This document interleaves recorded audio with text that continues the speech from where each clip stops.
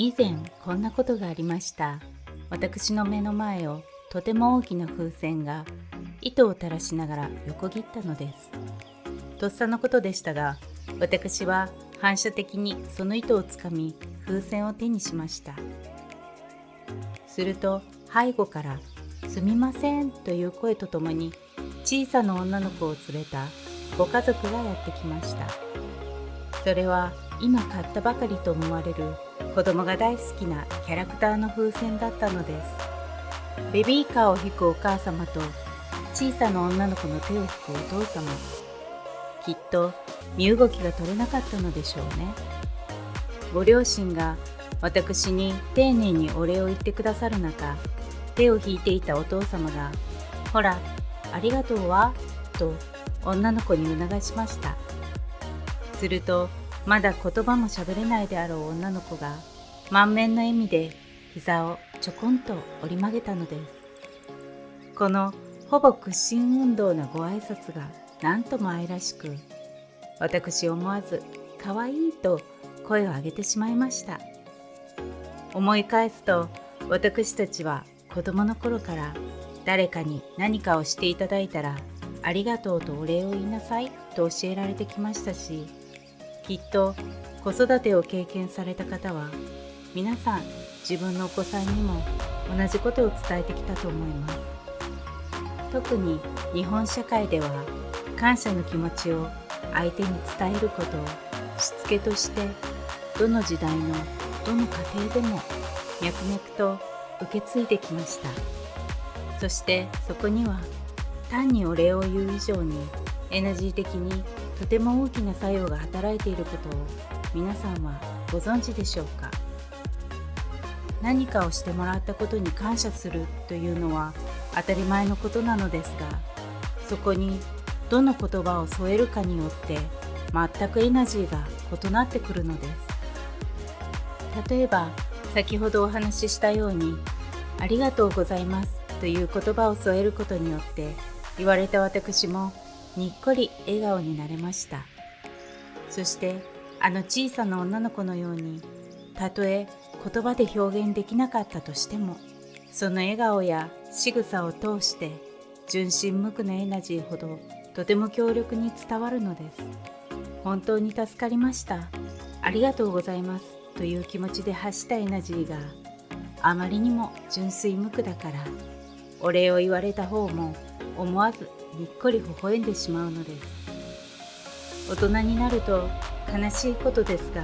この純粋無垢なエナジーに触れる機会がなかなかないのが現実ですよね。ですから不意にその瞬間が訪れると、お手伝いをしたはずの私の方が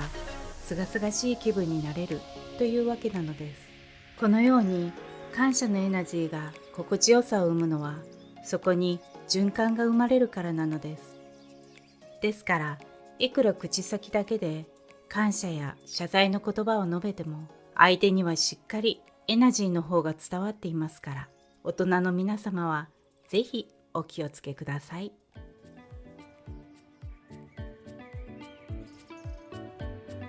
感謝の気持ちを表現するとき、あなたはどのような言葉を使っていますか？というのも、同じ表現でもどの言葉をチョイスするかで、そこに付随するエナジーが全く変わってしまうというお話を前回いたしました。そこで今日は誰もが使いがちなすみませんという言葉のエナジーについてお話ししたいと思います。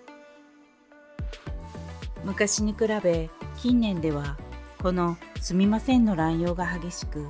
旗で聞いていて、そこはすみませんじゃないですよと思うこともしばしばです。どうしてこれほど乱用されるのかと申しますと、すみませんという言葉はとてもオールマイティで使い勝手が良いから。ついつい店員さんを呼ぶときや人とぶつかったとき、あるいは誰かにフォローしてもらったときや謝罪をするときなど、シーンは変われどこのすべてをすみませんで済ませようと思えば済ませられますよね。でもどうでしょう、感謝の表現としてありがとうございますと言われたときと、すみませんと言われたとき、どちらが心地よいでしょうか。私はすみませんという言葉に広がりを全く感じません。エナジー的には一方通行という感じです。ですが、ありがとうと返ってきたときには即座に全然気にしなくていいよと答えたくなります。そう、ありがとうには双方向のエナジーを感じるのです。では一体この違いは何なのでしょう。ご存知のように、すみませんというワードにはいくつかの意味が含まれています。もちろん感謝の意味で使うこともありますが、反対に謝罪の意味で使うこともありますよね。それ以外にも、すみません、お時間をいただいてよろしいでしょうかといった恐縮を表したり、すみませんがそれを取ってくださいというように依頼の意味もあります。こうしたことから人によってはなんだか事務的な表現と感じる方もいるでしょう。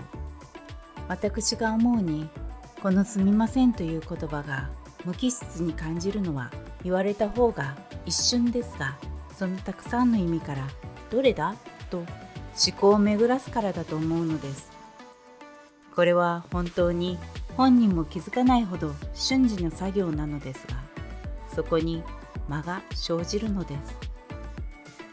何事もタイミングというのは、このような一瞬の間合いによって生まれるもの。